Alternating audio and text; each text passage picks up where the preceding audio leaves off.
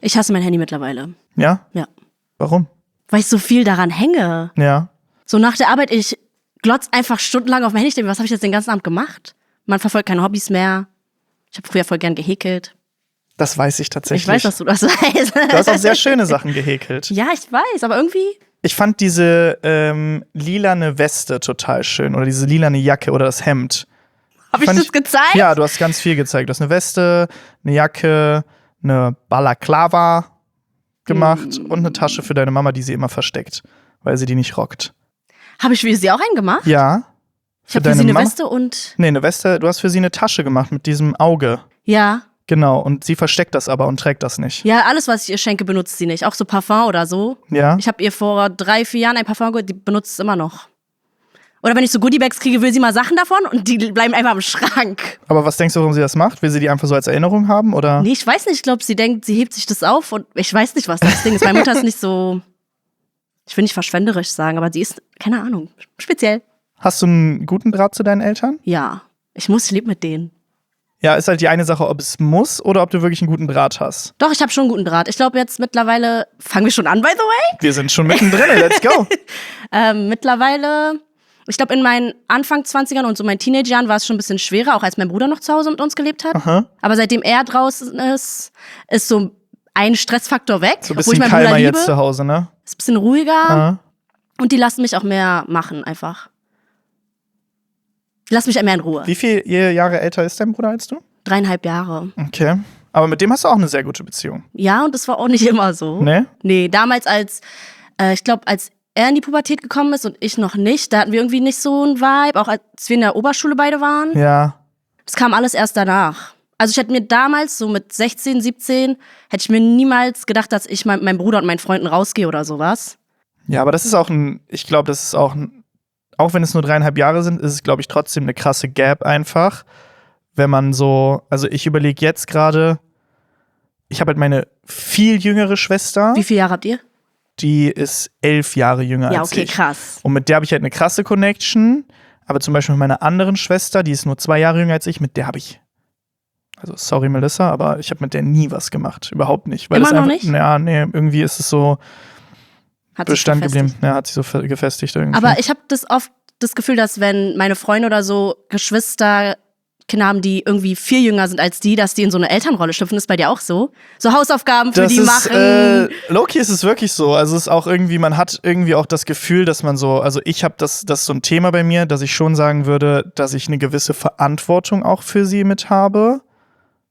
Weil ich einfach manchmal, also ich liebe meine Eltern über alles und ich respektiere die auch. Aber ich glaube manchmal, dass die so den Kern der Zeit nicht greifen können. Und dann irgendwie habe ich so das Gefühl, ich muss ihr so ein bisschen Input mitgeben, wie die Sachen so funktionieren, worauf sie achten muss und so.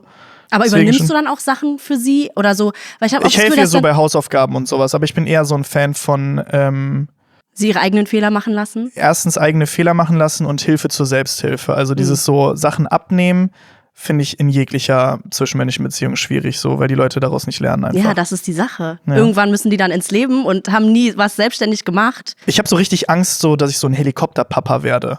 Weil Warum? ich habe so alles in meinem Leben habe ich alleine gemacht. So. Ich bin jede Erfahrung so selber gesammelt und so. Ich war immer jemand, der draußen war. Und ich weiß, wie viel Scheiße da passieren kann. Ich habe low-key Angst, dass ich dann so vorsichtig mit meinen Kindern bin, damit die halt nicht so Crash-Out gehen wie ich. Aber ich weiß halt gleichzeitig auch, dass die es machen müssen, um halt selber diese ganzen sozialen Fähigkeiten und alles so, was du an Intentionen irgendwie lernst, dadurch halt lernen, so. Ja, also ich meine, man muss ja, also du kannst niemanden davor bewahren, Ja. auf die Fresse zu fallen. Ja, So, genau. wenn es passiert, dann passiert's. Oder ja, man kann einen nur so weit beschützen. Also what happened, happens. Ja, hoffentlich dauert das noch ein bisschen, bis ich Papa werde. Ich Man würde weiß nie. an der Stelle einfach mal sagen, hallo und herzlich willkommen, Leute. Wir sind bei der 3. Folge der 3. Staffel von Update angekommen. Heute zu Gast Deria. Und sonst machen wir das immer so, dass die Gäste sich vorstellen und das selber machen. Ich habe einen neuen Twist. Ich würde einfach mal alle Informationen runterrattern, die ich aus dem Internet gezogen habe. Und wir gucken einfach mal, ob Deria wirklich weiß, was sie alles im Internet postet. Mein Digital Footprint. Ja, dein Digital Footprint ist auf jeden Fall, den hast du sehr gut ausgefüllt. Wir fangen einfach mal an. Deria, das Alter haben wir jetzt gerade erst rausgefunden, ist 27, wird bald 28. Sie ist Linkshänderin. Sie verachtet Cocktailsoße auf dem Döner. Oh mein Gott, darf ich schon was sagen direkt? Ja, was soll das? Ich habe auch letztens erst mit einer Freundin darüber geredet, was für Cocktailsoße und Tzatziki, das geht gegen meine Das ist so ein NRW-Ding. Wirklich? Ja, safe. Woher kommst du? Ich komme aus NRW. Also für mich ist Cocktailsoße eigentlich schon so Stani. Was ist Cocktailsoße? Ketchup und Mayo gemischt? Das ist eine gute, weil also das Ding ist, wenn man sich so Cocktailsoße vorstellt, dann hat man meistens so das von so Shrimps im Kopf. Ja. Aber das ist es gar nicht. Warum heißt es dann so? Es ist einfach, es sieht aus wie eine Cocktailsoße, aber es hat eigentlich so einen Flair von Knoblauch und ein bisschen Schärfe und sowas. Also es ist gar nicht so krass unterschiedlich zu diesem Berliner Ding. Na gut, aber da muss er mal nach NRW und da Döner safe, essen. Musst du echt mal. Cocktailsoße ist schon so ein Ding. Ich hatte einmal Frankfurt-Döner, das war, aber es ist auch nicht NRW. Aber ich muss also auch wirklich an der Stelle, Berlin macht die besten Döner. Also ich bin auch ziemlich versaut dadurch jetzt. Also ich kann kaum noch NRW-Döner essen. Hast du ein Favorite in Berlin? Hasia. Wirklich? Japrak-Döner. Wirklich? Ich mag Ja. Japrak-Döner gar nicht. Echt nicht? Krass. Lass mal nicht zusammen Döner essen gehen. Lass mal nicht machen. Lass mal nicht. Was haben wir denn noch hier? Du wolltest früher gerne Kinderreporterin werden.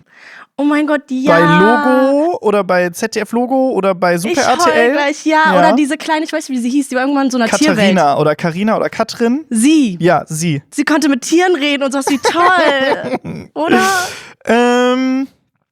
Du hast früher deine Bilder irgendwie so sehr krass auf Face-App bearbeitet. Was? Habe ich auf jeden Fall auf einem Video gesehen. Nie. Noch nie? Scroll mein Feed runter, da ist kein Bild. Vielleicht so ein paar Haarfussel oder so, aber nichts an meinem Gesicht. Okay, krass. Dann Woher hast du diese Infos? Du hast einfach nur ein Video gemacht, wo du es mal gezeigt hast, wie krass der Unterschied wäre. Das war für Bewerbungsfoto. Ich habe mein Bewerbungsfoto selber gemacht. Okay. Und da habe ich Sachen im Hintergrund retuschiert. Oh mein Gott, wie lange ist das her? Da war ich ja noch Corporate. Wir haben beide die gleiche Tasse, wo ein D draufsteht. Das habe ich gesehen. Du hast auf jeden Fall ein sehr akutes Shopping-Problem. So viele Hauls habe ich noch nie auf irgendeiner Seite gesehen. Du bist Sephora-süchtig. Deria kann, by the way, sehr gutes britisches Englisch. Sie hat einen guten Akzent. Really? Wir haben das gerade schon geklärt. Ich habe das irgendwie falsch aufgenommen. Ich habe hier stehen, dass du gekündigt wurdest, weil du zu oft zu spät zur Arbeit gekommen bist. Never aber das war nicht der Fall. Willst du mal sagen, wer heute zu spät war? Schere. Nicht ich. 5 Minuten. Du wirst oft mit Haftbefehl verglichen. Einmal. Ey, was gesagt, hast du alles rausgesucht? Ich hatte mein Video gepostet, das ist viral gegangen und da meinte jemand, dass ich aussehe wie Haftbefehl. Ich aber noch vor der Nase, ne? Ja. Hast du eine Nasen-OP gemacht? Nee, er hat ja jetzt eine andere Nase. Hast du die Doku nicht gesehen? Ist sie jetzt Durchs so, Kotzen. ist sie so kaputt? Ja. Das müssen wir piepen. Aber ja. Durch Dann, Konsum. du hast deine Bachelorarbeit über Edeka geschrieben? Ja, über die Relevanz über die Relevanz der Erlebnisökonomie im Lebensmitteleinzelhandel, am Beispiel von Edeka. Und ist Edeka, hat das so am besten abgeschnitten? Nee, aber das war so in Deutschland so, glaube ich, das beste Beispiel, weil die ja gerade so voll am Aufbauen sind, diese Edeka Center, die großen Filialen. Die haben ja irgendwo einen in Dresden oder so, wo die so ein Steakhouse mit drin haben. Also es ist ja nicht mehr nur krass, einfach okay. Supermarkt, so sondern Live-Cooking-mäßig auch mit drin. Ja. Okay, das finde ich geil. Darüber hab ich so geschrieben. Du bist ein absoluter Beyoncé-Fan. Dein Bruder sagt, dass du Beyoncé mehr liebst als deine Mutter. Das stimmt nicht. Du warst schon sehr viel unterwegs. Du warst in London, in Griechenland, in New York, in der Türkei, in Barcelona und in Stockholm. Vielleicht waren auch noch ein paar andere Sachen. Ja. Du häkelst gerne, deine Lieblingsblumen, hoffe ich, sind Hortensien. Oh mein Gott, ja. Dein Cousin ist Krebs und du bist die beste Cousine, die es gibt. Dankeschön, ja. Du lebst immer noch bei deinen Eltern und ihr habt irgendwie low-key keinen Toaster. Wir haben einen Toaster. Aber du hast so einen Klapptoaster. Ja, darüber habe ich letztens auch im Office geredet. Wir hatten nie diese Standard-Toaster. Ich kenne die nur so aus amerikanischen Filmen, ne? Ja. Wir hatten immer so einen Grilltoaster. Ja. Damit das kannst du ist viel nicht mehr normal. Scheiben. Nicht? Nein. Warum? Du kannst auch einen Sujuk-Toast machen. Ja. Kannst du das in deinem Toaster? Ich habe keinen Toaster. Doch, ich habe einen Toaster zu Hause. Außerdem, wer sagt, was heißt normal bei dem Toaster? Was ist normal? Also, let's be honest. Dieser Stani-Toaster, wo du so einen Toast reinschiebst und du das kannst so Standard sagen, sag nicht normal. Okay, der Standard-Toaster, den habt ihr auf jeden Fall nicht in der Ausführung zu Hause. Hast du auch nie so einen Quetsch-Toaster? Ja doch, den habe ich auch zu Hause, aber den hat man halt dann für Sandwiches genutzt. Ja, aber den Grilltoaster kannst du für alles benutzen. Ja, gut. Du magst deinen Grilltoaster. Du kannst komischerweise fast alle Haltestellen der U6 aufsagen. Ja. Das ich habe letztens sogar ein Quiz gemacht. Es gibt online so ein Quiz, wo du alle U-Bahn- und nur U-Bahn-Haltestellen von Berlin auflisten kannst. Und ich glaube, ich kam so auf über 200. Das ist verrückt. Die U3 konnte ich auswendig, aber ist auch nicht so schwer. Keine Ahnung, was bei der U3 abgeht, aber du liebst, glaube ich, Katzen. Ich liebe alle Tiere. Du liebst alle Tiere, aber du hast sehr viele Katzen auf jeden Fall online gestellt. Ja.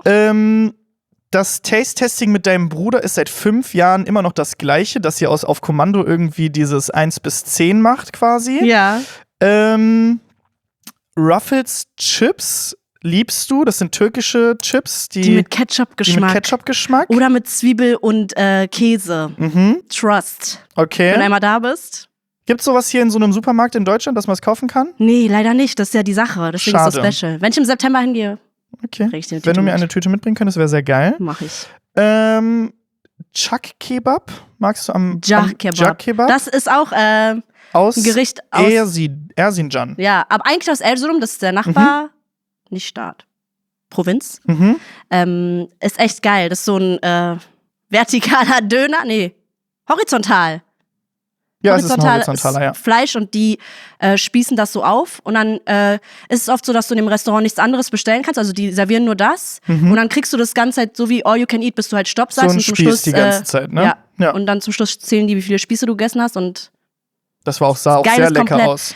Geiles Konzept, da kriegst du auch immer so Fladenbrot, dünnes Brot. Und dann rappst du das da rein. Ja, mit Zwiebeln, Tomaten, irgendwelche Pasten, das ist wirklich, gibt's hier nicht. Doch, es gibt einen in Berlin, aber das kommt nicht ran ans Original. Okay. Und mein allerliebster Lieblingsfakt ist, dass du als Kind in Kuhscheiße ausgerutscht bist. Ja!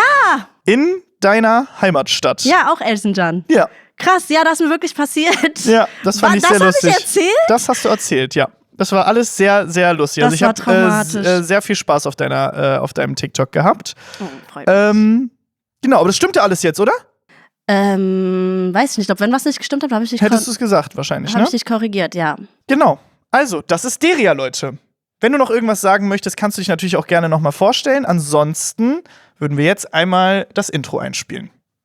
Ich stimme allem zu, was du gesagt hast. Reicht, ist okay. Das beschreibt mich ganz gut. Sehr geil.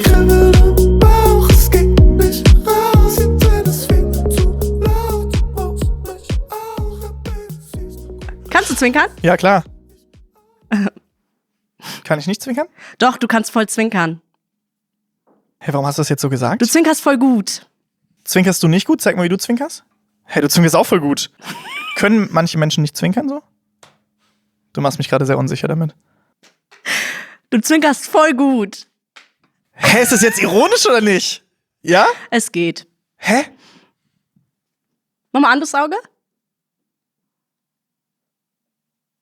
Das ist besser. Bleib dabei.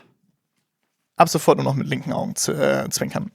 Okay, dann gib mir doch mal einen kurzen Rundown, damit die Leute so wissen, wo du herkommst. Du hast einen Bachelor über Edeka geschrieben, du hast BWL studiert und du bist jetzt ja auch Podcast-Hostin mit Momo zusammen bei Deria darf das. Wie ist es dazu gekommen? Dein kleines Baby. Boah. By the way, ein guter Podcast, könnt ihr auf jeden Fall einschalten. 100% neue Folgen kommen. Wir releasen ja Loki so im Halbjahrestakt. Warten lohnt sich. Wie es zu dem Podcast gekommen ist? Ja, erzähl mal einfach mal so ganz kurz, was so Boah, ich glaube, da muss man zurück zu meinen Datteltäter-Anfängen. Das habe ich gar nicht mit reingebracht, stimmt. Ja. Datteltäter. Ich bin ja bei den Datteltätern seit fast 2 Jahren jetzt. In meinem ersten Video hatte ich noch lange Haare, dann habe ich sie wieder kurz geschnitten. Es war ein Journey, egal. Ich bin da reingekommen durch Momo, weil ich ihn irgendwie durch meine TikTok-Livestreams kennengelernt habe. Der war da drin, haben wir mal gebondet und so, wegen Beyoncé und so. Wie aussehen. Die haben extra wegen mir hier dieses Cover dahin gepackt. Ist nicht toll, Leute? Ich fühle mich so zu Hause.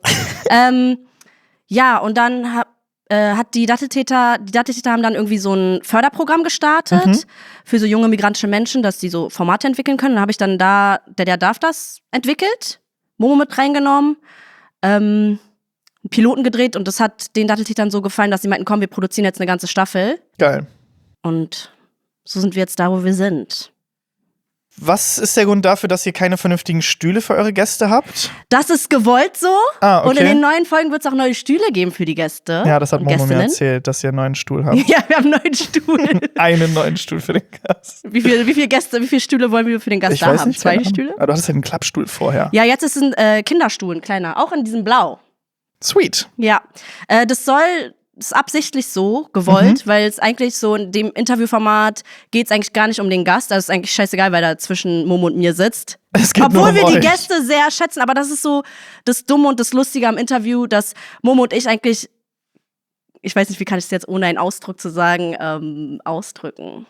Du kannst sagen, ohne einen Fick zu geben. Ohne einen Fick zu geben, okay.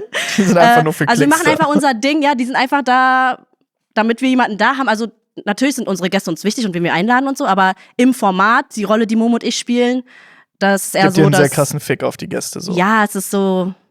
Auch so mit so Staubsauger oder was ist das da, dass ihr die Laubgebläse, ja. einfach da rausholt, das ist auch schon crazy. Ja, ist schon sehr crazy, auch mit dem Greenscreen und so. Ich habe echt unterschätzt, wie viel das in der Postproduktion nochmal einen beeinträchtigt. Mit Color Grading und sowas, ne? Ja, und auch den Greenscreen zu Kino und so, aber das ist jetzt hier zu viel zu viel Fachjargon. Checkst du. Aber du sitzt ja gerade hoffentlich in einem sehr gemütlichen Stuhl. Ja, ist auch ähnlich wie unsere Stühle. Wir haben die in weiß. Ja? Ja, ist ja ganz gemütlich. Vielleicht überlegt ihr das vielleicht auch für euren Gast irgendwie. Nee, auf gar keinen Fall. Na gut. Dem Gast soll es ja bei uns nicht so gut gehen, weißt du, was ich meine? Ich hoffe, dir geht es auf jeden Fall gut. Mir geht's super. Ja, okay, also du bist, wie ist es dann weitergegangen? Also was machst du gerade? Also bist du jetzt hauptsächlich nur Influencer? Machst du irgendwie nur? Lach nicht. Was machst du denn noch? Ich mache hauptsächlich Influencer. Ich auch. Ich nenne es lieber Content Creation. Ja, ich nenne es auch eher Content Creator. Ja, wo jetzt so langsam Collabs und so reinkommen bei mir, kann man sich dann nur noch Content Creator nennen? Ich weiß nicht. So eine Geschichten mache ich. Dann bin ich bei den Datteltätern, wie gesagt, oft zu Gast. Also der darf, das Format nimmt mich sehr ein, also auch zeitlich und so. Also ich stecke da wirklich mein alles rein. Wir sind ja vom Skripten bis zum Hosten, Gast aussuchen, okay, das machst du wahrscheinlich auch. Und Postproduktion machen wir komplett selber, Momo und ich. Und wir sind halt Laien eigentlich. Wir haben halt nur krass viel Talent. Ja. Deswegen dauert es zwar länger, aber es ist ein echt geiles Format. Ich habe tatsächlich das Glück, dass ich ein wunderbares Team hinter der ganzen Produktion habe und die das alles für mich machen. Und ich bin tatsächlich hauptsächlich dafür da, um es den Gast gut gehen zu lassen und hier mit dir zu quatschen. Also, aber das ist auch das cool. ist Du mein kannst dich Glück. darauf fokussieren. Ja, ich finde das auch sehr gut. Also das hilft mir auch sehr. Ich könnte das auch nicht. Ich schon. Deswegen kommt jede Folge immer nur alle 5 Monate. Okay. Trotzdem haben wir gechartet auf Spotify. Habt ihr? Ja, Platz 34 oder so der deutschen Podcasts. Das ist sehr stark. Ich weiß nicht, auf welchem Platz wir sind. Ich glaube, dass wir da noch nicht so drin sind, oder? Nein. Ich kann dir meinen Kontakt weiterleiten.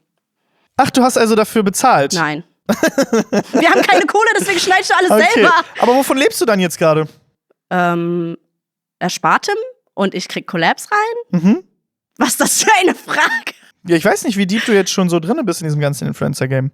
Also ich bin ehrlich, seitdem ich nicht mehr bei About You bin, weil die haben mich wirklich gut gefüttert, versorgt. Und ich meine, dadurch, dass ich noch bei meinen Eltern lebe, habe ich ja nicht so viele Fixkosten. Zahlst du keine Miete zu Hause? Nee.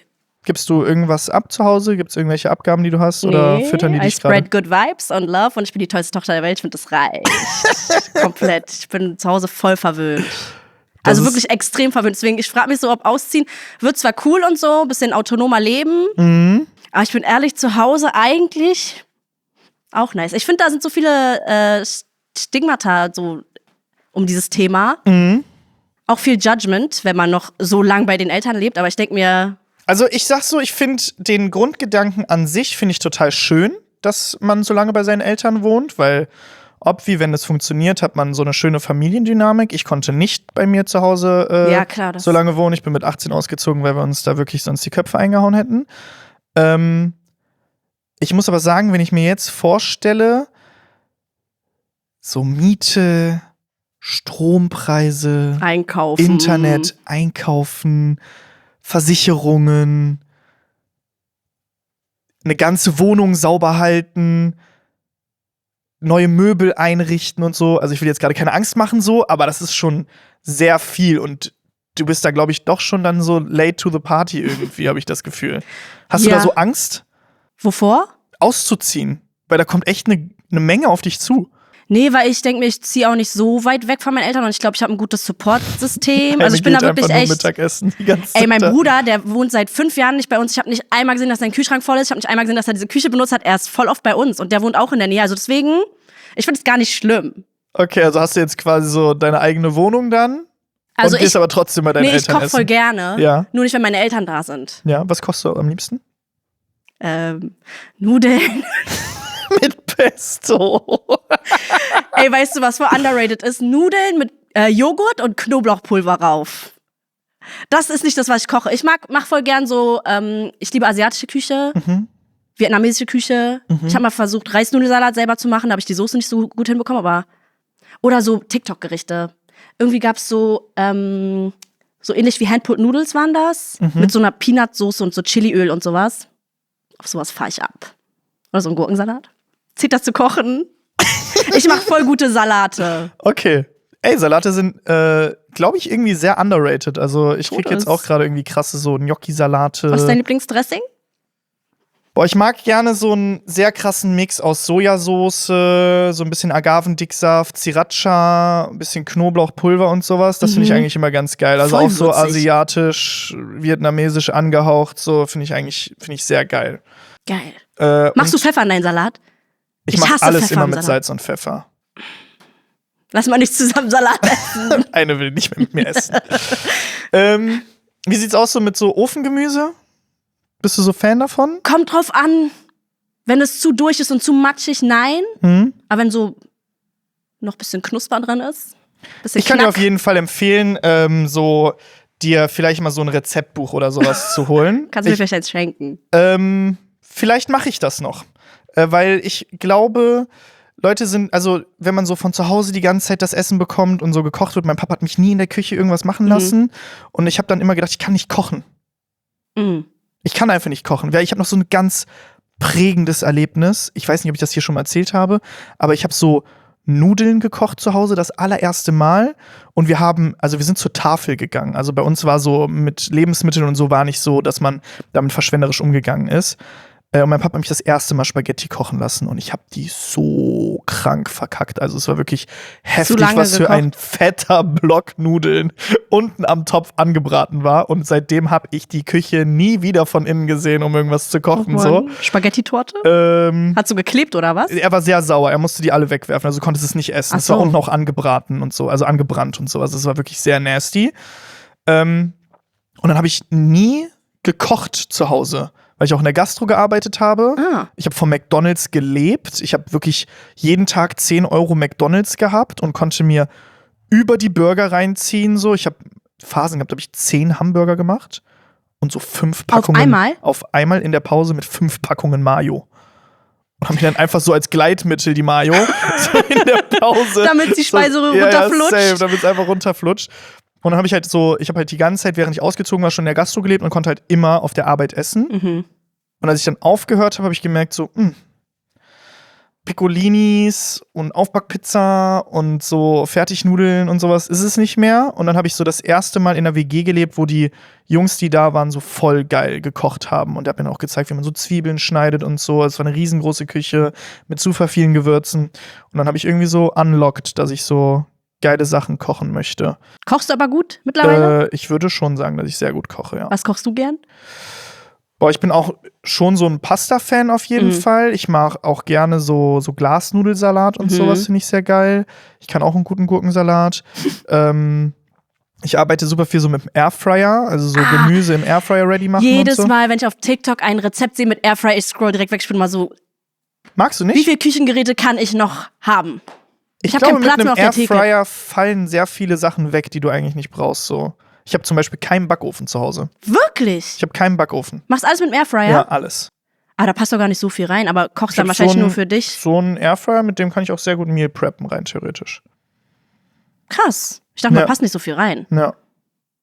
Doch, da passt schon relativ viel rein. Dann natürlich so, also jetzt gerade gehe ich wieder so ein bisschen eher in diese fleischvermeidende Ernährung.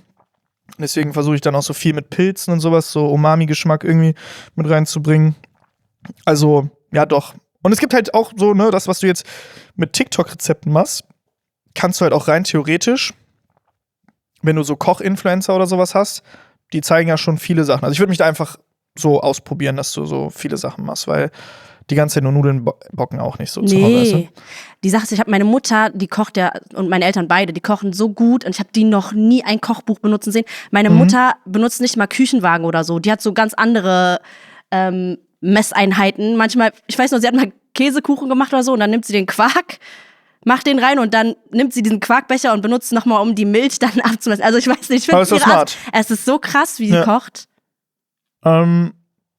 Was schätzt du denn jetzt gerade so am meisten zu Hause, also wenn du da jetzt lebst? Wenn ich den ganzen Tag im Büro bin und nach Hause komme und da ist schon Essen fertig. Ich weiß, ich habe das Gefühl, ich habe einen freieren Kopf und mehr Freizeit dadurch. Und mit meinen Eltern zu leben natürlich schätze ich auch sehr. Ja. Also. Aber denkst du so, wenn du jetzt, wann ziehst du aus? Dieses Jahr hoffentlich noch oder vielleicht nächstes Jahr mal. Aber du hast noch gar keine feste Zusage. Doch. Also es ist noch nicht sicher, wann ich einziehen kann. Okay. Aber schiebst du es gerade so ein bisschen vor dir her? Weil ich habe so vor 2 Jahren schon ein Video bei dir auf TikTok gesehen, wo du so gesagt hast, es wird Zeit, dass ich ausziehe. Das denke ich schon länger, actually. Ja. Aber es hat sich jetzt erst ergeben, auch so finanziell und sowas. Wollte ich erstmal was ansparen. Und ich habe auch, so, das ist ja auch voll das Privileg. Ja.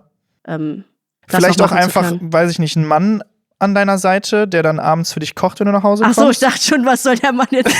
Der finanziert mir meine Wohnung? Nein, das meine ich nicht. So einfach so, wenn du ja, das wäre auch nett. Ist egal, wer für mich kocht. Wenn jemand für mich kocht, ist toll. Wie läuft's da so? Mit den Mackern? Mit den Mackern? Stehst du auf Macker? Ja. Okay. Voll viele denken, ich bin Lesbe.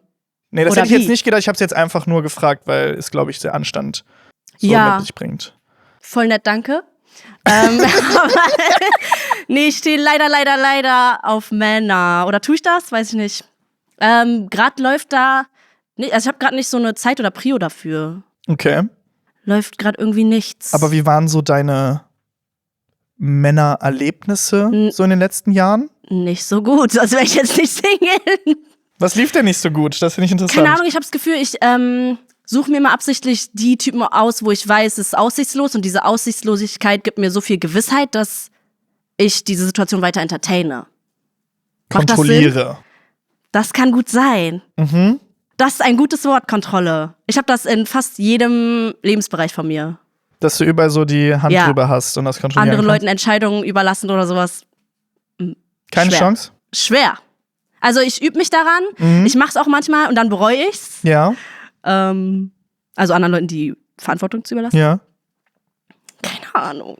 Hast du so das Gefühl, ich habe da letztens mit einer Freundin drüber gesprochen, dass das so auch so ein harter Take, Leute, ich will damit nichts aussagen, aber so, dass diese ganze Bewegung von Feminismus auch dafür sorgt, dass Frauen da in eine Richtung gedrängt werden, wo sie genau das haben, so sehr viel Kontrolle über die Situation, sehr viel auch, ich sag mal jetzt, männlicher Energie drin sind? Nee, ich glaube einfach, dass durch Feminismus und durch das alles, was gerade passiert, Frauen sich viel mehr trauen, Ansprüche zu haben. Das stimmt, ja, 100%. Also das finde ich actually gut und ich glaube, das führt dann leider dazu, dass viele Leute Single sind oder das andere Geschlecht dann so nicht schlecht reden, aber so anfeinden. Mir fällt gerade kein besseres Wort ein. Ja, man kreiert auf jeden Fall ein Feindbild dadurch. Dass das der Faktor ist. Dass man sich jetzt denkt, warum soll ich mir einen Typen antun, der mich nicht respektiert, nicht auf mich hört oder nicht auf mich hört. Nicht auf mich hört ist crazy, warte, ich meine was anderes. Mich nicht anhört. Ich habe voll das Gefühl, ja, das ist ein großes Problem. Und viele Frauen sagen jetzt einfach, ich habe keinen Bock mehr darauf, bleibe ich lieber Single und das ist komplett fair. Ja, check. Ich finde weil ich also denke mir, 100%. Wenn ich jetzt so in meinem Umfeld gucke, ich bin jetzt mittlerweile, steuern meine Freunde und ich auf die 30 zu, manche sind auch schon älter als 30. Wir sind alle irgendwie so an verschiedenen Punkten. Manche sind schon verheiratet mit Kind, also die meisten sind in Beziehungen. Und obwohl das für die alle passt und die alle glücklich sind, gucke ich mich um und ich denke mir so, ich würde mit keinem von euch gern tauschen wollen. Das ist ein harter Take. Also es ist nur für mich. Also ich denke mir, es ist toll für die, dass die alle happy sind und so. Und ich sehe mich ja auch nach einer Beziehung oder so. Aber es ist, keine Ahnung, ich glaube, eine gute Beziehung oder so, wie ich es mir vorstelle. Wie stellst du dir eine gute Beziehung vor? Gute Frage. Was müsste der Mann mitbringen? Ich finde, Respekt. Ich habe das Gefühl, dadurch, dass so viele Männer sich scheiße benehmen, ist die Messlatte so tief für Männer, ein guter Mann zu sein und sie kriegen es trotzdem nicht hin. Irgendwie. Ich finde das auch crazy, 100%. Also ein Mann muss nur respektvoll und aufmerksam sein, das, was alle meine Freundinnen miteinander auch hinkriegen, das muss ein Mann nur erfüllen und dann ist er schon ein guter Mann. Ja, das ist und krass. Es geht trotzdem nicht. Ja. Okay, also das ist natürlich das Bare Minimum und wir wollen uns natürlich da nicht die Messlatte so tief setzen. Ja, und dann kriege ich trotzdem oft so gehört von wegen, ja, du hast so hohe Ansprüche oder letztens meinte ein Kumpel zu mir, kennst du, wenn du shoppen gehst und dann so Filter aktivierst, was zum Beispiel, wenn du jetzt Möbel shoppst oder so, du willst ein Bett und soll die Farbe haben und so groß sein und dann zum Schluss ist beim Filter einfach 0. Ja. Und dann meinte er, dass ich das mache. Aber mit Typen. Dann habe ich ihm erstmal recht gegeben, aber dann dachte ich mir so, hä, nein. Nein. Ich habe diese Filter und die sind da aus weil die dir wichtig sind. Ja.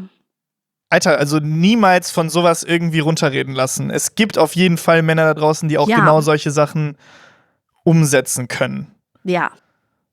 Und das mit den Freunden-Kommentars war gar kein Shade gegen die, ne? Die sind alle voll glücklich und happy und so. Ich check, du hast einfach, würdest du sagen, dass du in deinem Kopf so das Bild Beziehung schon als negativ abgestempelt hast über die letzten Jahre? Nein. Nur schwerer als ich dachte. Gar nicht negativ, sonst würde ich dann, also ich denke mir, jeder Mensch, oder nicht jeder, aber viele streben ja trotzdem eine Beziehung, nicht anstreben, wie soll ich mal sagen, man will das ja trotzdem. Ich glaube, so das größte Ziel, was man im Leben haben sollte, übergeordnet, ist auf jeden Fall so, seinen Seelenpartner zu finden und Liebe zu erfahren. Ja. Also glaube ich zumindest, das ist so mein Ding, was ich im Kopf habe. Ja, also es wird immer so angeprangert, auch für Frauen, so dass ich gucke ganz Zeit oben auf diese Löcher von den Gardinen, irgendwie es lenkt mich so ab. Sorry.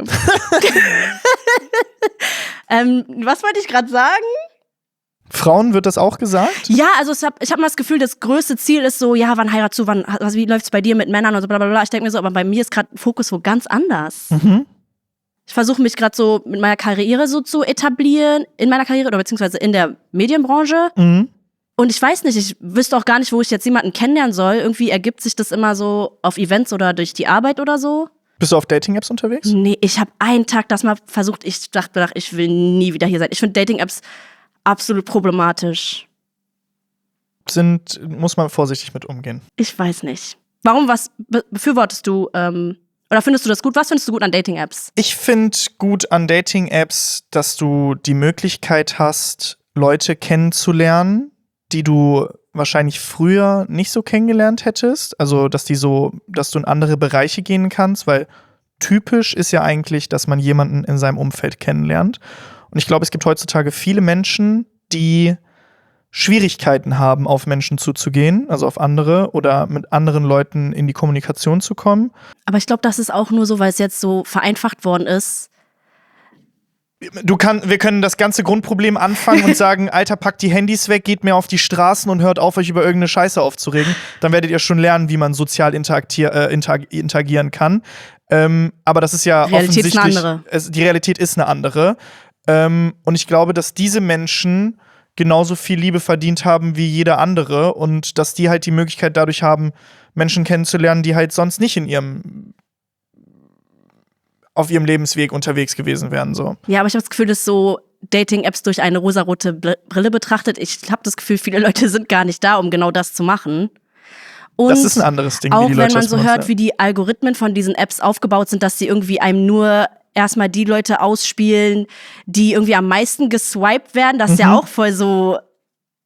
Also die Leute, die nicht oft geswiped werden irgendwie nicht öfter angezeigt. Dann musst du irgendwie Abos abschließen, damit dir irgendwas anderes noch angezeigt wird. Ich finde das.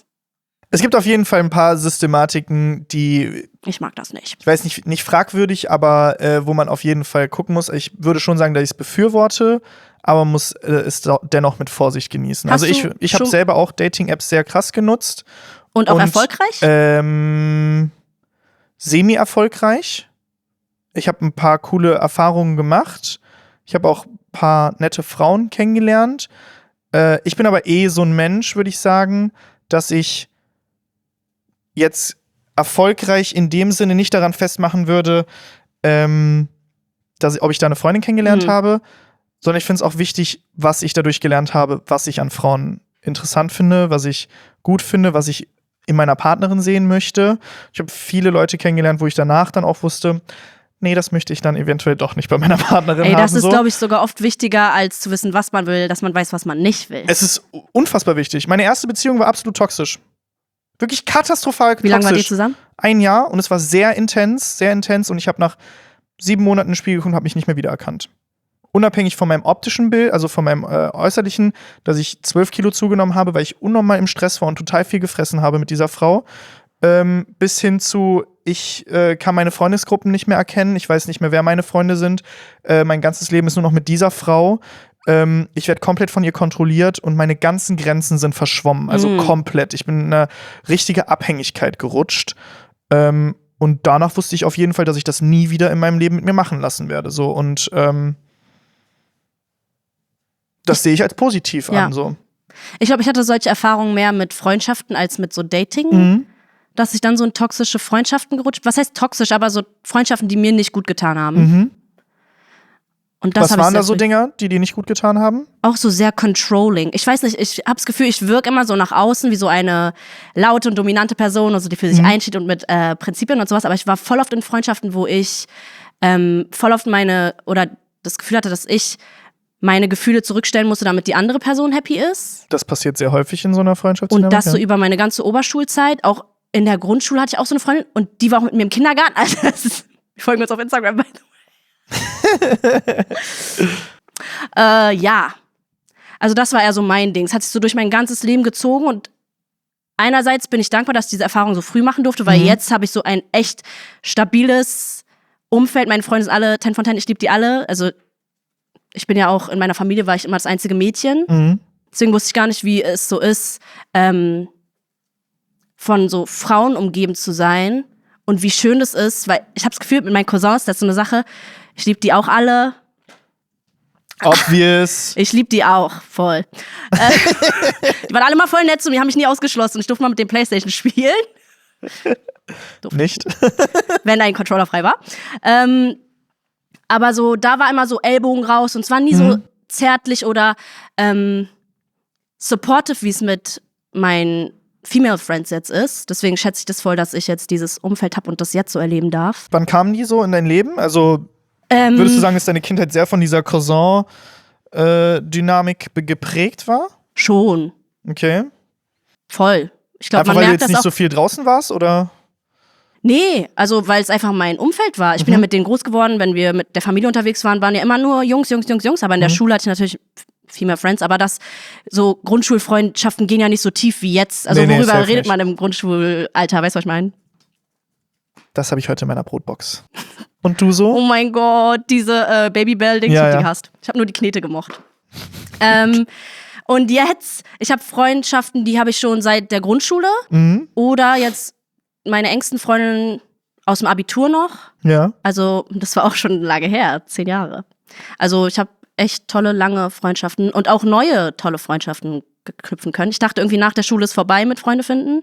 Ja, weil das einem auch irgendwie so, man hat immer so dieses romantisierte Bild von Freundschaften, die schon seit dem Kindergartenalter quasi funktionieren. Da habe ich nie reingehört, weil ich auch einfach scheiße viel umgezogen bin so. Und ich habe meinen besten Freund erst mit 16 kennengelernt. Krass. Ja. Aber auch schon früh, finde ich. Ich bin auch sehr dankbar dafür. Also ich habe vorher, das wäre jetzt so ein Hot Take, den ich bringen würde, Freundesgruppen, Dynamiken in der Kindheit sind kranke Psychoscheiße.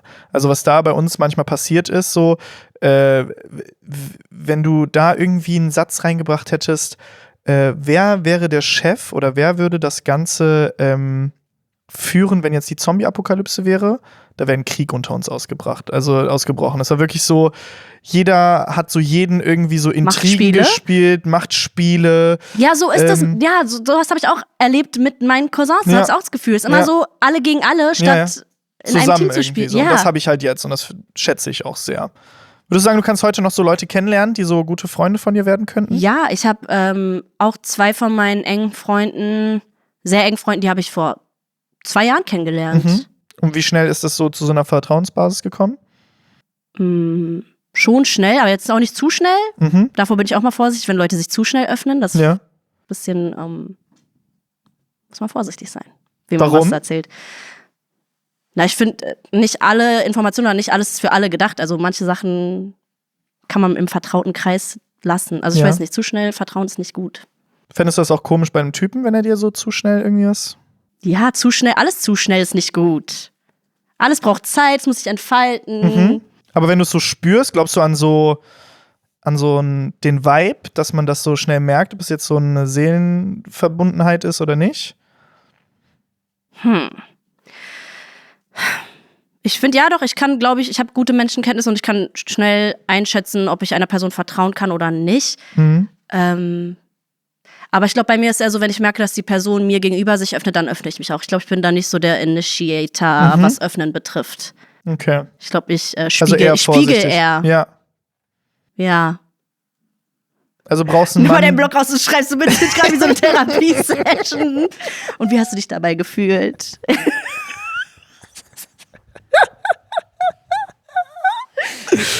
Nein, wir wollen natürlich nicht so einen Vibe kreieren. Okay. Ja, aber der zu schnell. Also Vertrauensprobleme hast du, ist ja gut. Das Nein, habe ich nicht. Ich kann vertrauen, nur nicht jetzt direkt. Spaß. Sagt die hier gerade ihr ganzes Family-Business und Dings vor Kamera und fremden Menschen erzählt hat. Vertrauen ist nicht gut. Vertrauen ist gut, Kontrolle ist besser. Okay. Spaß. Kein Spaß. Ist kein Spaß, ne? Ich weiß es nicht. Ich kämpfe dagegen an. Ich versuche mich zu bessern. Okay. Hattest du so einen Punkt bei dir jetzt so nochmal so zum Thema Freundschaften, wo du gemerkt hast, okay, nee, das passt gar nicht mehr? Weil ich habe so, nee. Ja, hatte ich. Und es war sehr schmerzhaft. Ich würde sagen, so Friendship-Breakups ist schon echt tough. Ich habe wirklich so Schlaf darüber verloren. Das hört sich weird an, komischer Satz. Ich konnte nicht schlafen, deswegen. Ich hatte Schlafentzug. Nee, aber letzte große Friendship-Breakup war, glaube ich, auch so vor 2 Jahren. Und was war so der Grund dafür? Ich glaube, andere Vorstellungen, wie man eine Close Friendship führt. Vielleicht, ich glaube, einfach nicht kompatibel ich weiß nicht, ob es Wertesystem ist, ob man es so sagen kann. Wenn du das Gefühl hast, dass das richtige Wort ist, dann wird das wohl so sein. Es hat einfach nicht mehr gut getan, glaube ich, die Freundschaft. Uns beiden vielleicht sogar, ich weiß nicht, wir haben uns irgendwie da nie ausgesprochen. Aber hattet ihr so Clinch miteinander oder hattet ihr dann so regelmäßig Streit oder wie? Eigentlich nicht, wir sind immer aus dem Weg gegangen. Ich glaube, das war das Problem. Ihr habt nicht so darüber gesprochen? Immer unter den Teppich gekehrt. Okay, und wie hat sich das dann... Ich will gleich anfangen zu heulen? Nein, bitte nicht. Wie habt ihr es dann beendet? Ich glaube, es kennen viele Leute so, wenn die sich das angucken, dass sie so mittlerweile an einem Punkt sind, wo man einfach, ich weiß nicht, so jeder kennt, glaube ich, dieses Gefühl, man hat gerade irgendwie so ein neues Leben angefangen oder man ist gerade dabei, sich so ein bisschen weiterzuentwickeln und dann hat Ich glaube, das war auch das Ding. Ne? Ja. Und dann bist du so an einem Punkt, wo du dir low-key beim Fertigmachen fürs Treffen irgendwie denkst so, boah, ich will das gar nicht mehr irgendwie. Also ich will mich gar nicht mehr mit den Leuten treffen, weil ich einfach merke so, das ist so, jedes Mal, wenn ich davon weg bin, habe ich irgendwie so Gedanken im Kopf so, boah, check nicht mehr, was bei denen im Kopf abgeht. Die sind irgendwie auf einer ganz anderen Wave unterwegs, so. Ja. Ich glaube, das kennen viele Leute und ich glaube, es ist super schwierig, solche Freundschaften, also auch, ich sag immer, du fährst so den Zug des Lebens. Pass auf, jetzt kommt was Krasses. Muss ich mal den Block rausholen? Ja, jetzt musst du den eigentlich rausholen. Und es gibt Passagiere, die einsteigen, die mit dir fahren in diesem Zug des Lebens.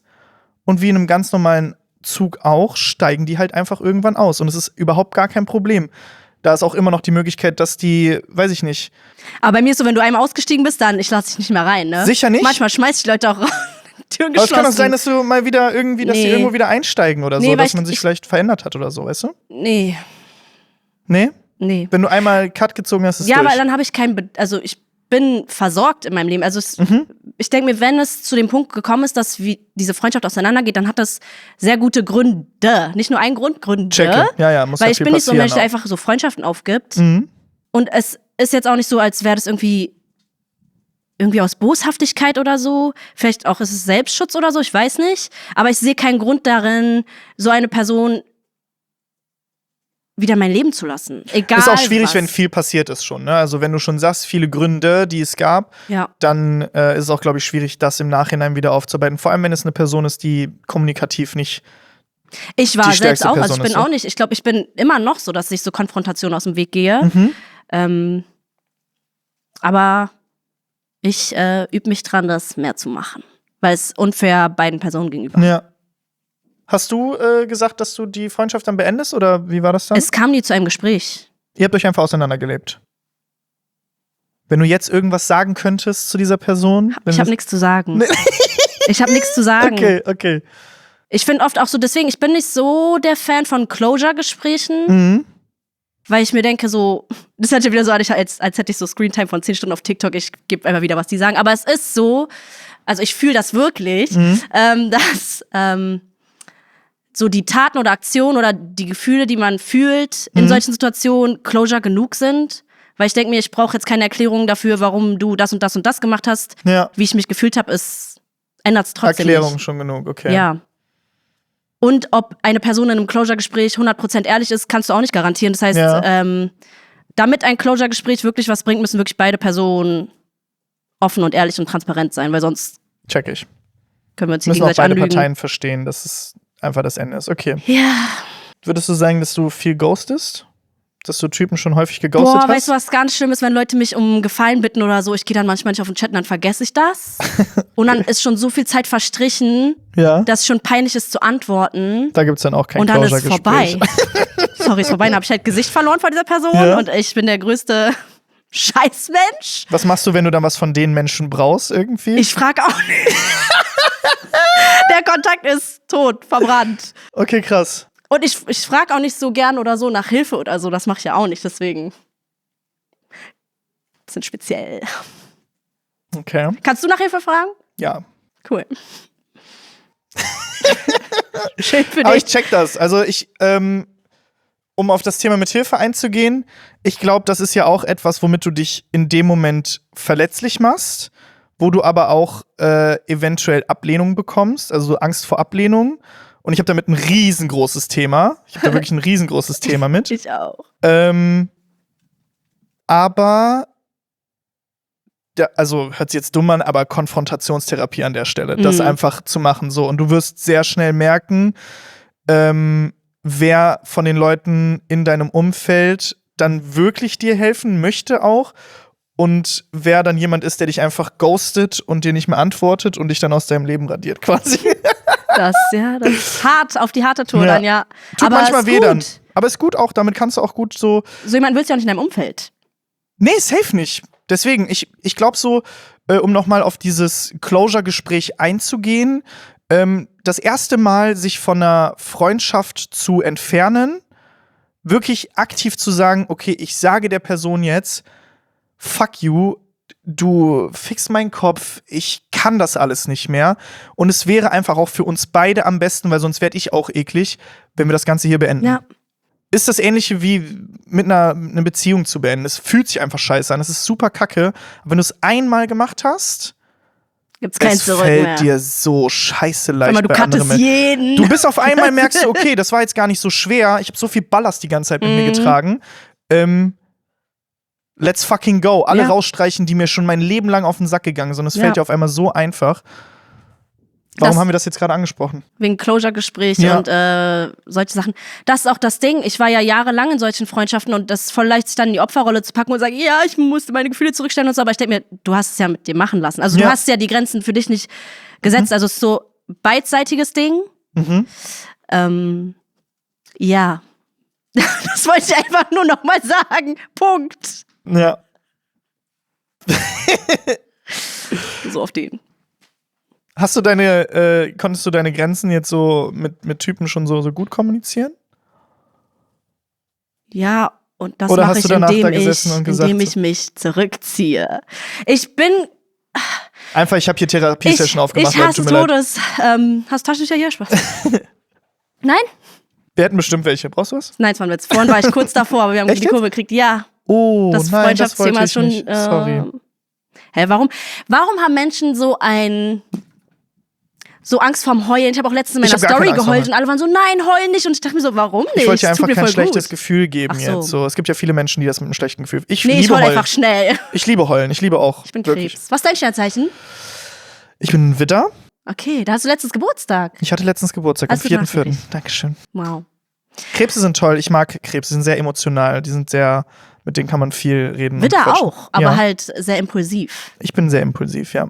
Aber ich bin auch Löwe im Aszendenten und Skorpion im Mondzeichen. Sehr wilde Kombination. Giving Baddie, Low-Key. Ja, ein bisschen. Low-Key schon Baddie. Aber gar nicht. GTS charged. Was wollte ich gerade sagen? Heulen ist... Nee, davor. Ach ich so, war ja. kurz vorm Heulen. Ob ich jetzt Grenzen setzen kann, auch mit Typen und sowas. Ich denke mir so, ich bin kein Fan davon, einer Grown-Ass-Person zu sagen, wie sie sich wie ein decent human being verhalten soll. Checke. Also sobald solche Sachen nicht gegeben sind, dann sehe ich keinen Grund darin, jetzt so einen Protest zu starten und mit dir da ins Gespräch zu gehen. Wenn ich merke, dass die Grundbausteine, das sind ja wirklich die Grundbausteine, über die wir reden, wenn dir das schon fehlt, was soll ich mit dir anfangen? Ja. Bin ich raus. Du musst keinem erklären. Aber das ist auch ein sehr neues Trait. Ja? Ja. Hast du es vorher gemacht? Nee. Ich habe aber eher sowas dann geduldet oder nicht so. Ich glaube, ich hatte damals nicht so auf dem Schirm, dass ich auch Ansprüche haben darf. Obwohl ich auch schon damals hohe hatte. Du darfst alle Ansprüche haben, die du willst. Ja, und das ist so ein Ding. Ich denke mir so, scheiß auf euch alle. Okay, nimm mir jetzt mal so 3 Dinger, wo du direkt sagen würdest, boah, muss ich ihm nicht erklären, bin direkt raus. Zuverlässigkeit, ich weiß, was richtig oft passiert. Ich brauche keine Floskeln, ich brauche Alltagssituationen, wo du sagst, wenn das passiert ein Typ mir sagt, ich rufe dich heute an und du rufst mich nicht an, ich denke mir so, warum sagst du mir, dass du mich anrufst, wenn du mich nicht anrufst? Ich habe dich nie also ich hätte nie von dir erwartet, dass du mich heute nochmal anrufst. Du hast es aber quasi in meinem Kopf unlocked mäßig. Und dann machst du es nicht. Ja, safe. Raus. Okay. Ich hasse sowas. Ja. Ich bin nächste Woche vielleicht in Berlin, dann kommst du nicht. Warum hast du das gesagt? Was soll ich damit anfangen? Ja. Falsche Erwartungshaltung. Setzt ja auch so Vorfreude bei dir dann irgendwie raus. So. Und wenn das dann nicht erfüllt wird, ist scheiße. Ja. Ja, hoffentlich Vorfreude. So. Das, was noch? Ich glaube, ich kann auch nicht mehr, dafür kann keiner was, aber ich denke mir so, wir alle haben Scheiße erlebt. Menschen mit vermeidendem Bindungsstil, ich kann nicht mehr. Obwohl ich auch ein bisschen so bin. Aber deswegen brauche ich ja jemanden, der dir so Sicherheit ausstrahlt, einfach in dem Sinne? Ja, safe. Warum nicht? Darf man doch den Anspruch haben, oder? Ja. Also, oder wenn man das hat, dass man wenigstens das einsieht und bereit ist, daran zu arbeiten. Ja. Und nicht zumacht, wenn irgendwas mal ernst oder close wird. Was noch? Hast du irgendwelche Sachen, die dir wichtig sind? Vielleicht fällt mir dann auch was ein. Schwer, ne? Ich finde es eigentlich, also ich finde so,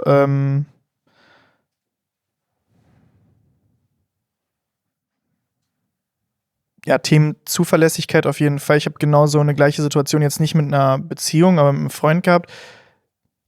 Du musst mir nicht irgendwie das und das sagen, damit ich mich gut fühle. Ich fühle mich selber schon gut. Aber wenn du solche Sachen aussprichst und Erwartungen schürst damit, dann halt die auch bitte. Ja. Weil ich hab so eher das Ding, wenn ich so Sachen ausspreche, im Arbeitskontext vielleicht jetzt nicht so krass so, wenn ich so Sachen, ich sag manchmal Dinge, wo ich dann einfach schnell zusage und dann im Nachhinein merke, oh, Scheiße gebaut. Aber alles andere, was so Freundschaften angeht und emotionale Basis angeht, wenn ich da was ausspreche, dann weiß ich indirekt, okay, ich habe hier eine Erwartungshaltung, die ich jetzt aufgesetzt habe bei der Person und daran halte ich mich auch, dass das gegeben ist so. Und irgendwie mag ich es nicht, wenn Leute das machen und sich nicht daran halten. So. Ja. Das ist egal in welchem Sinne. Du hast schon gute Beispiele genannt. Ich komme dahin, wir treffen uns da, wir schreiben später, lass uns das machen, lass uns dies machen. So. Bei solchen Sachen bin ich dann schon so, habe ich gar keinen Bock drauf. Und Kommunikation ist sehr wichtig. Und emotionale Reife. Ja. Also wenn eine Person kein Streitgespräch führen kann oder einen Konflikt irgendwie lösen kann, ohne daran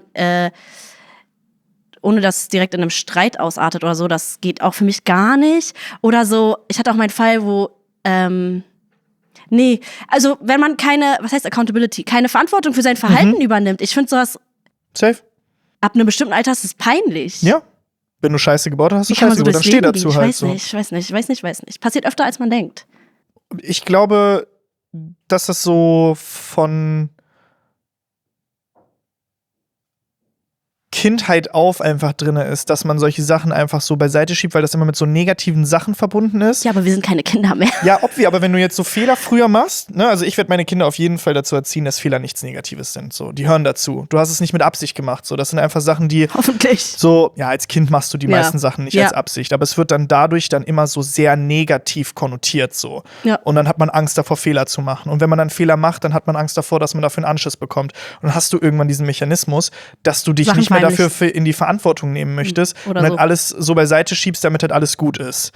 Ich glaube, das ist der größte Fehler. Und das ist halt einfach bei vielen drin. Wenn ich Kacke gebaut habe, habe ich Angst davor, dass die Person Scheiße baut, dass die Person mich dafür anmacht. Aber es ist absolut fein so. Wenn du jemanden hast, der ein gesundes Denken hat, der weiß auch, dass nicht alles perfekt laufen kann, dass mal Fehler passieren. Und dann setzt man sich halt hin und spricht darüber. Ja. Eigentlich sind es so banale Sachen, denke ich. Aber wir sind alle verkorkst. So. Das ist halt das Ding. Gezeichnet so. vom Leben. Ja, safe, ist so.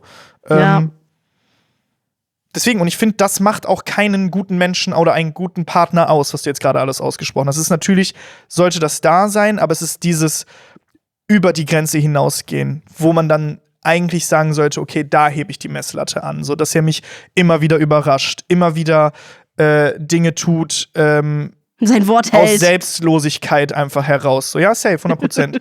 Ich glaube, für mich noch ein absoluter Dealbreaker, wenn ich in der Diskussion merke, die Person ist nicht lösungsorientiert, sondern ist nur dafür da, um Schuldzuweisung, ihre Meinung ist die richtige und davon wird nicht keine Chance, dass du da irgendwas dran ändern kannst. Gar nicht.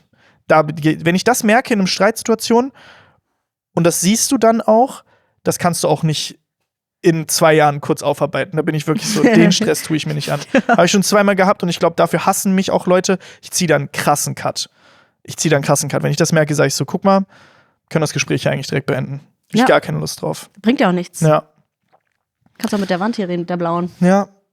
Die würde mir wahrscheinlich mehr antworten, weil die so ein bisschen Schalt und so zurückgibt. Ich habe heute fast was Blaues angezogen, aber ich glaube, das hätte nicht gut ausgesehen. Das ist nichts Blaues, was du da anhast? Oder bin ich also so ein Blau. Ah, okay, gut. Das ist ja ich habe letztens einen Pulli in der Farbe angezogen. Hier, auf dem Set? Ja. Weiß ich das nicht? Hat sich nicht gebissen, oder? Alle hat nicken. Sich nicht gebissen. Alle nicken im Hintergrund. Alle so. Hä? Die haben alle mit dem Kopf geschüttelt. Habt ihr alle genickt? Wem glaubt ihr? Spaß, die haben alle haben den Kopf geschüttelt. Ja, okay. Wir haben jetzt schon etwas länger geredet und wir haben immer eine besondere Rubrik bei uns, nämlich der sogenannte Up-Moment. Sinnbildlich steht er dafür, dass du in einen Pickup beißt und endlich die Energie hast oder dich traust, aus deiner Komfortzone rauszugehen, dir eine Glatze zu schneiden, deinem Crush zu schreiben, ins Ausland zu gehen, deinen Job zu kündigen, Freundschaften zu beenden, etc. Hast du sowas auch in deinem Leben schon mal gehabt? Ein Up-Moment. Ein Up-Moment. Ich glaube, ich habe den immer noch. Und ich glaube, das ist ganz viel Scham, Loslassen und Verlernen. Besonders, weil ich jetzt auch so im öffentlichen Raum stattfinde. Und wenn man Menschen inspirieren will, ich glaube, keiner fühlt sich inspiriert von einer Person, die sich für Sachen schämt oder so. Sondern eher für Menschen, die selbstbewusst für das stehen, was sie sagen. Und ich glaube, das ist so ein Up-Moment, den ich noch erlebe. Ich versuche noch Scham zu verlernen. Ist ja tief verankert in meiner Kultur und auch allgemein, glaube ich, in vielen. Dass Frauen das so nahegelegt wird. Aber auch Männern, aber Frauen mehr. Ja. Ja, das würde ich sagen, dass das gerade mein Up-Moment ist. Wie übst du das aus? Weil ich muss ehrlich sagen, indem ich mich hier hinsetze und über intime Sachen rede. Finde ich stark. Weil es ist ja voll oft so in unseren Kulturen, dass so Sachen, die zu Hause ablaufen oder so allgemein so intime, oder es nicht mal nur zu Hause, es ist allgemein voll gruselig, ins Internet so intime Sachen da preiszugeben. Und Und ja, indem ich das mache aktiv, das ist Exposure Therapy für mich, wie du gerade vorhin auch gesagt hast. Ich glaube auch, du hast dich heute sehr nahbar zu den Leuten gemacht, die das Ganze anhören. Ich glaube, dass viele sich darin auf jeden Fall gesehen fühlen. Hoffe ich. Sagen wir also, der Ab-Moment, einfach offener mit seinen Themen umzugehen oder schambehaftete Themen auch mal ansprechen zu können, oder? Ja, oder allgemein sich nicht zu schämen, für egal was. Geil. Weißt du, was ich meine? Geil. Nix ist cringe, solange man es nicht zulässt. Also ich denke, Sachen sind erst cringe, wenn du es cringe machst. Checke. Wenn du cringest. Wenn du nicht cringest, dann kann auch nicht cringe sein. Du, ich finde das voll krass, dass du es jetzt gerade sagst, weil ich habe mir wirklich wirklich alle deine Videos angeguckt und du wirkst da total authentisch und auch so, also klar, du hast jetzt nicht krass schambehaftete Themen mit reingebracht, aber da sind schon so Sachen bei, die ich jetzt selber als Mensch, der viel im Internet auch postet, auch sehr intime Themen im Internet postet, schon so, wo man so von der Gesellschaft sagen würde, so, okay, die ist schon ein bisschen crazy so mäßig auf den und das machst du eigentlich total gut. Ich glaube, crazy ist das falsche Wort. Nicht? Aufgeschlossen, lustig, nett, bubbly, very much sane. Talentiert, begabt, voll nett, nahbar, nicht crazy. Das war alles. Crazy in Love ist auf diesem Album drauf. Was ist dein Lieblings-Beyoncé-Song? Darf ich mal kurz gucken? Dein Ernst? Ich bin nicht so deep da drin. Ich kann sowas nicht. Ich kann auch so Songtitel und sowas nicht. Fällt dir keiner ein? Nein, ich könnte dir jetzt Sag keinen Spaß, sagen. Single Ladies und so. Nein, das ist okay. Ich wollte gerade ein Lied abspielen. Das dürfen wir leider aus Lizenzgründen nicht. Ey, das ist so schlimm in Deutschland. Ich hasse es. Kannst ja nichts benutzen. Nein. Auch in meinen Edits und so. Du kannst nichts reinpassen. Nix. Es nervt so. Ist okay, wenn er es singt? Sing mal. Ich kann es nicht singen. Remember those words. Na na na na na na na na na na na na na na. Ja. Ja. Ja, ich glaube, Halo ist so ihr kommerziell erfolgreichstes Album. Ja, aber ich bin auch damit so aufgewachsen. Ja. So, das finde ich, glaube ich. Also, das ist so das Einzige, was ich gerade so abgespeichert habe. Das wird's wohl so. Ich habe das damals mit meinem Nokia-Handy oder Sony Ericsson aufgenommen über YouTube mit meinem Handy und dann habe ich das zu meinem Klingelton gemacht. Wie alt bist du? Ich bin auch 27 jetzt geworden. Oh, okay. Weil du mich gerade so angeguckt hast. Ich check das Kennst sehr. Du noch Jamba? Lustig. Ja, klar. Ja. Cool. Schön.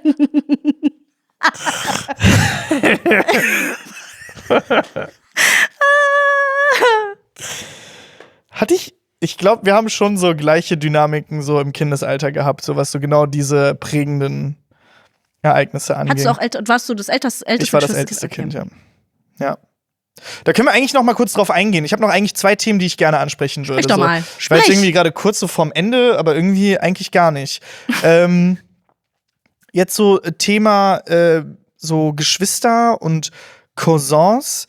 Hast du das Gefühl, dass das so dein Liebesleben, die Art und Weise, wie du darauf blickst, so beeinflusst? Ja, früher voll. Ich war mal so, wie soll ich jemals mit einem Typen gesehen werden? Ich habe hier überall Cousins und damals war es ja, weiß noch, irgendwie diese Schwelle zwischen, es ist nicht okay, dass du jetzt jemanden datest und warum bist du noch nicht verheiratet? Das war so von 0 auf 100 in meiner Familie. Ich weiß noch, mein Bruder war so, ja, bevor du 21 bist, er wollte mich wahrscheinlich auch nur schützen, er war auch noch jung und ein Kind. Ja, ja. Aber jetzt ist so, mein Bruder erzählt mir manchmal Sachen, die ich gar nicht wissen will und so. Und ich kann noch mit ihm über alles reden. Ja. Er stellt zwar nicht so diepe Fragen an, ich glaube, so viel will er auch nicht wissen, aber ich kann jetzt drüber reden und so. Es ist anders, aber ich würde schon sagen, dass mein Datingleben beeinflusst hat. Auch wenn ich glaube, dass es im Endeffekt eigentlich niemanden gejuckt hätte. Ja. Weil, was wollt ihr machen? Ja. Aber es hat mich, besonders auch, weil ich so diesen Drang immer hatte, eine gute Tochter oder eine gute Schwester oder so. Ich weiß auch nicht warum, weil ich war eigentlich voll die Freche und Laute und habe eigentlich immer gemacht, was ich wollte. Aber an dem Punkt war ich immer voll gehorsam. Okay. Hast du dich so heimlich mit Typen dann getroffen, dass es keiner mitbekommen hat, oder? Wenn ich es jetzt sagen würde, war es ja nicht heimlich. Weißt du, was ich meine? Spaß doch, habe ich. Durchaus. Ja? Aber dann halt auch nicht so oft oder so. Aber wussten die auch so, dass du Cousins hast, die so Cousins? Die hätten nix gemacht. Aber also, wussten die, dass du Cousins hast und haben so Loki auch ein bisschen Angst gehabt? Nee. Nee? Weil das waren selber auch Kanaken, weißt du, Schweine. Ach so. Die wissen erst nicht. Klar, Obwohl, in Tempelhof. lieg mal meine Adresse, wenn du willst. Ich wohne. Spaß. Nee, ich glaube nicht. Das war nicht so ein großes Thema. Ich habe das nicht so. Aber die meisten sind schon älter als ich, ja. Ich war schon mit einer der Jüngsten. Mhm. Und das einzige Mädchen. Das war wirklich. Alle haben halt so die Hand auch über dich gehalten, wahrscheinlich so ein bisschen, ne? Nee. Gar nicht? Mutterseite irgendwie gar nicht. Okay. Papas Seite die haben mich eher so Prinzessin und so genannt. Da war ich schon ein bisschen kleine Prinzessin. Aber Mamas Seite, da war ich einfach nur da. Außenseiterin. Check, ja. Oder ich habe einfach das übernommen, was die auch, also die haben, weiß nicht, die haben immer so, wir haben viel Playstation gespielt. Da habe ich dann mitgespielt, so WWE und so ein Scheiß. Geil. Das ist eigentlich voll gut. Ich hatte auch Barbie auf der Playstation 1. Konnte man zu zweit spielen, Splitscreen mit meinem Bruder, ist ja cool. Hat der es mit dir gespielt? Ja, Player 2 war brünett, die linke Player 1 war blond. Ich war mal Player 2. Und er muss die Blonde spielen. Und? So what? Weißt du, was ich meine? Ja, nee.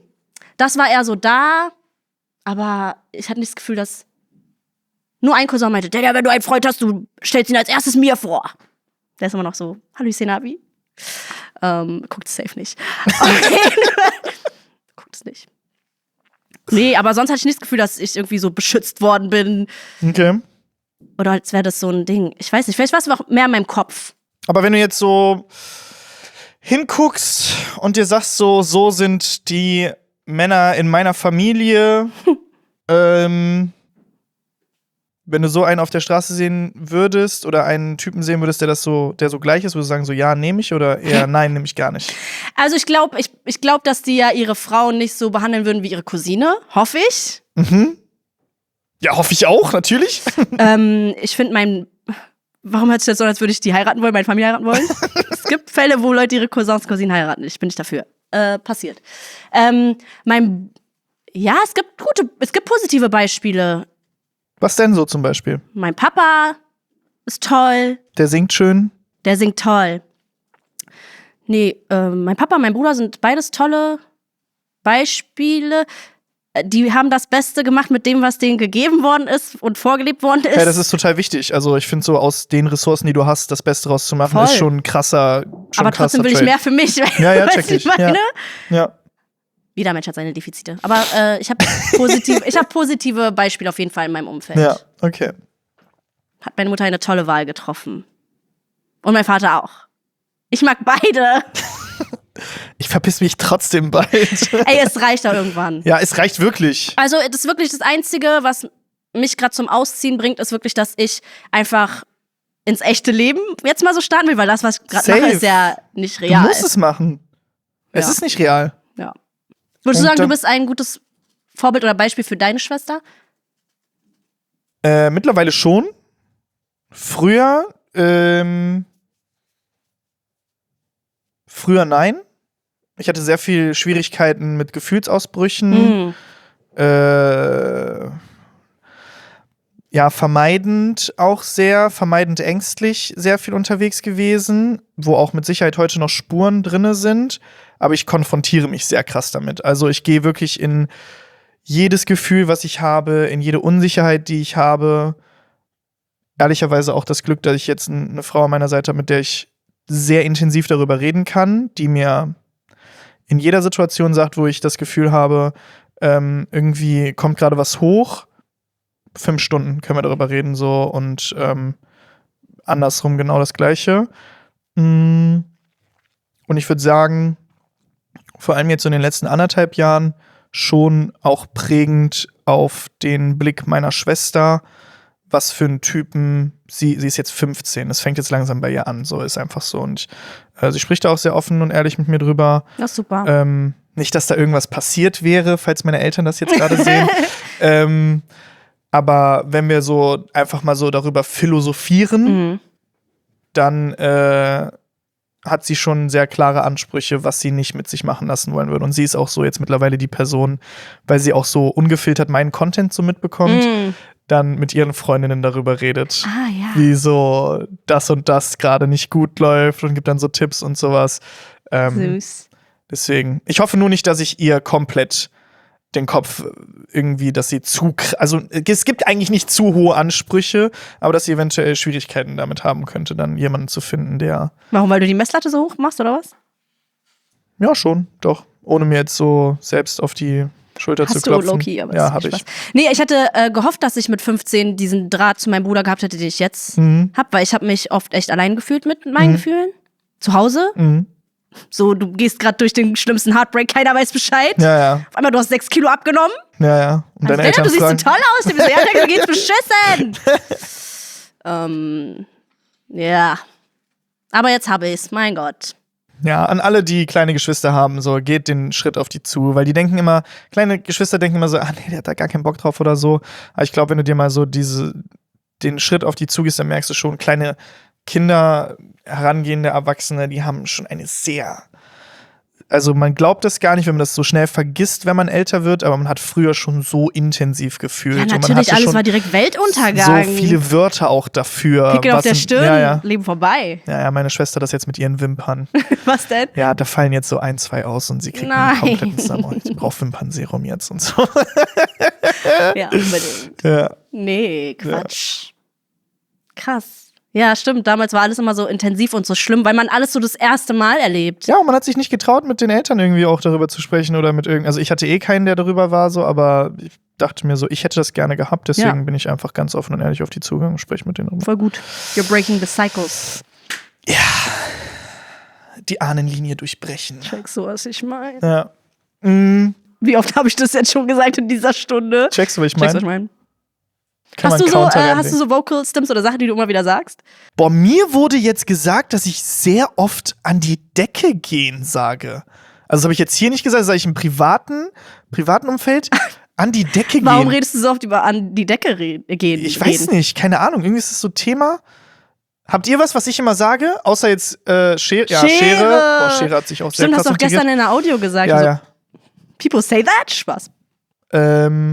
Weiß ich gar nicht, warum das sich so bei mir interessiert. Geisterkrank, ohne das S, sage ich sehr häufig.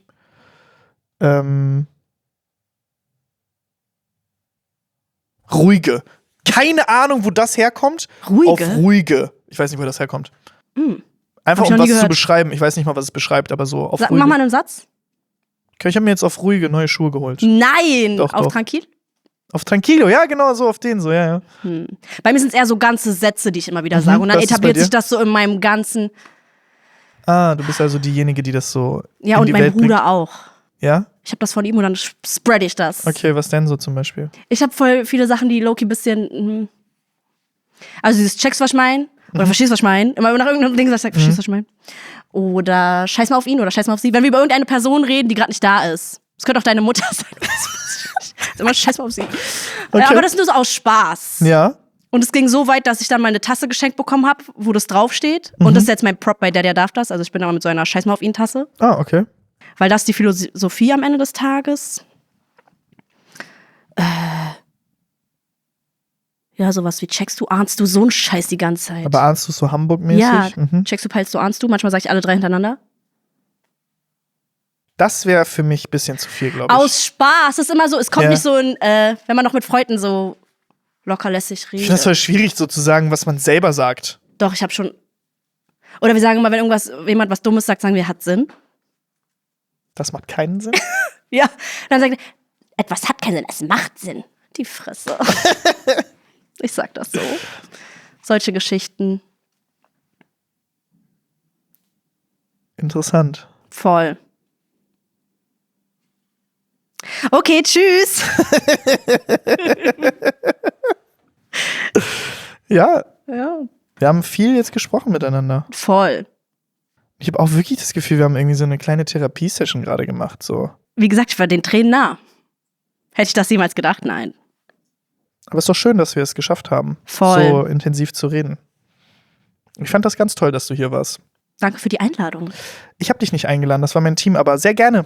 Ich muss ja so tun. Danke für die Einladung. Anfänger. Ich habe dich sehr gerne eingeladen. Ich hätte dich auch selbst gepickt, weil ich dich so toll finde. Ey, ich schwöre, ich dachte, das wäre so, weil es war kurz nachdem wir uns gesehen haben, kam die Einladung. Ja, das war du von hast mir deinen Finger auch. im Spiel. Ja, immer. Zwinker mal nochmal. Zwinker mal. Ja, ich zwinker voll normal. Mach das nicht mit mir. Verunsichert dich so, was? Ja, unnormal, weil ich habe das Ding, wenn ich rede, habe ich auch manchmal das so, wie kurz vor Schlaganfall meine Lippe ein bisschen weiter nach unten ist und dass sie sich nicht mitbewegt unten links. Okay. Und meine Augenbraue ist so ein bisschen weiter rechts oben. Also ich bin so ein bisschen deformiert in meinem Gesicht, habe ich manchmal das Gefühl. Und so nicht zwinkern zu können. Ich denke dann immer, ich habe vielleicht so low-key eine kurze, kleine, siehst du, da so muss einen Knacks. Man aufpassen, was man sagt, ne? Weil ich bin so, ich sag einfach mal alles. Und ich weiß nicht, was den Menschen auslöst. Weil für mich ist es einfach nur ein Kommentar, weißt du? Ich werde gleich meine Freundin anrufen und sie fragen, ob ich habe das einfach so aus Spaß gesagt und für dich ist dann voll deep. Voll weißt du, das kannst du ja nie wissen. Voll das Ding. Weißt du, was mir gerade eingefallen ist? Ich habe dich gar nicht gefragt, was dein Lieblings-Beyoncé-Song ist. Ich habe keinen Spaß. Ich liebe alle! Sing mal. Glaub mir, da muss ich erstmal mich aufwärmen. Hallo. I Care. Von dem 4. Studioalbum, 2011 ist es gedroppt, da sind wir auch gerade umgezogen. Da hatte ich einen CD-Player, dann habe ich die CD geholt, die Premium Edition von der CD. Was war da Deluxe. Da sind nochmal extra Songs drauf. Schooling Life, Dance for You und Rather Die Young und Lay Up Under Me. Das waren die Songs, die da extra drauf waren. Und vielleicht noch ein Remix oder so. Das war eine tolle Era. Weißt du, was ich meine? Okay. Guck! Ich sag's voll oft. Weißt du, was ich meine? Weißt du, was ich meine? Was war der Lieblingssong jetzt? I Care! I Care, okay. Ja. Kannst du das mal singen? Geht's ich kann dir sagen, um was es geht. Ich bin so scheiße schlecht in Englisch. Sie ist ich glaube, unzufrieden, ich habe auch noch nie mir richtig darüber Gedanken gemacht. Sie ist unzufrieden in einer Liebesbeziehung. Und sie cared halt und er nicht. Und dann sagt sie so, du siehst, wie die Tränen mein Ohr runterlaufen. Meine Ohr runter. Ja, you see these tears running down to my ears, ja. Ja. Und so, du liebst es, wenn es mir scheiße geht und sowas. Und eigentlich liebe ich den Song nicht wegen dem Inhalt? Naja, doch, aber der Drumset auf diesem Song, insane. Hat der so Crack drinne? Ja. Okay. Ordentlich. Ordentlich Crack im Song. Ja, es geht ab. Und ihre Vocals auch. Und es gibt auch eine Aufnahme von ihr, wo sie das im Studio singt. Ich muss das gleich mal zeigen. Zeig mir das gleich mal. Ich kommentiere dich gleich zum Fan. Magic. Bald kommt ihr dritter Act raus. Ich rede nicht mehr so viel darüber, du hast keine Ahnung, was ich sage. Ich finde es total schön, dass du da so drinne bist. Ja, aber ich denke mir, ab einem bestimmten Alter so krass zu Fangirl ist ein bisschen peinlich. Warum? Wenn ich das bei anderen Leuten sehe, ich bin so, aren't you a little bit too old for that? Weil das sind auch nur Menschen. Nicht. Hast du jetzt so in deiner Zeit, in der du Social Media gemacht hast, Leute getroffen, die du so nicht idolized hast, aber so vielleicht auf Social Media voll gefeiert hast und hast sie kennengelernt, du warst so, du bist auch nur ein Mensch? Vielleicht sogar ein Scheißmensch? Ich schon. Ich glaube, ich gehe relativ wenig mit Erwartungshaltung rein. Und ich habe jetzt keinen, wo ich sagen würde, so, ich weiß nicht, fand Frau Gretel ganz cool. Als wir die ersten Videos gesehen haben, sie hat mich auch so ein bisschen inspired, irgendwie so Storytelling zu machen. Und da muss ich aber auch sagen, als ich sie getroffen habe, fand ich halt noch umso cooler, keine Ahnung, also. Good for you. Aber irgendwie kriege ich nicht mehr so viel von ihr mit. Leider. Okay. Alles klar. Hast du noch irgendwas, was du unseren Zuschauern, Zuhörern erzählen möchtest, mit auf den Weg geben möchtest, was du jetzt nicht sagen konntest? Let's go. Scheiß auf alles, scheiß auf jeden, mach dein Ding und leb dein Leben. Let's take this. Haut rein. Tschüss.